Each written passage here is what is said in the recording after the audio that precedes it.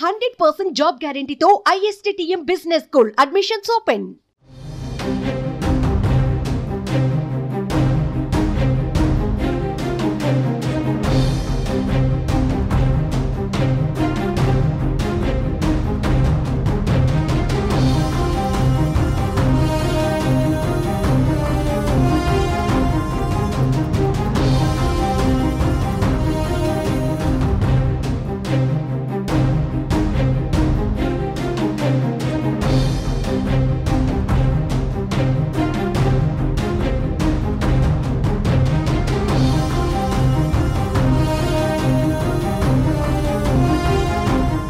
తెలంగాణలో మరోసారి భారీగా ఐఏఎస్ అధికారుల బదిలీలు జరిగాయి. ఈ నెల 15వ తేదీనే అన్ని జిల్లాలకు కలెక్టర్లను మార్చిన ప్రభుత్వం తాజాగా మరోసారి ఐఏఎస్లను బదిలీ చేసింది. రాష్ట్ర వ్యాప్తంగా 44 మంది ఐఏఎస్ ఆఫీసర్లను ట్రాన్స్ఫర్ చేస్తూ ప్రభుత్వం ఉత్తర్వులు జారీ చేసింది.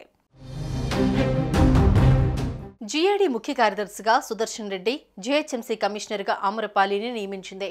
పశు సంవర్ధక శాఖ ముఖ్య కార్యదర్శిగా సవ్యసాచి ఘోష్, కార్మిక ఉపాధి శిక్షణ శాఖ ముఖ్య కార్యదర్శిగా సంజయ్ కుమార్, యువజన సర్వీసులు, పర్యాటక, క్రీడల శాఖ ముఖ్య కార్యదర్శిగా వాణి ప్రసాద్ను నియమిస్తూ ప్రభుత్వం ఉత్తర్వులు ఇచ్చింది. చేనేత, హస్తకళ ముఖ్య కార్యదర్శిగా శైలజ రామయ్యను నియమించడంతో పాటు హ్యాండ్లూమ్స్, టీజీసీఓ, హ్యాండ్ క్రాఫ్ట్స్ ఎండీగా అదనపు బాధ్యతలు అప్పగించారు. ఆర్థిక శాఖ ముఖ్య కార్యదర్శిగా సందీప్ సుల్తానియాను నియమించారు. ఆయనకు ప్రణాళికా శాఖ ముఖ్య కార్యదర్శిగా అదనపు బాధ్యతలు అప్పగించారు.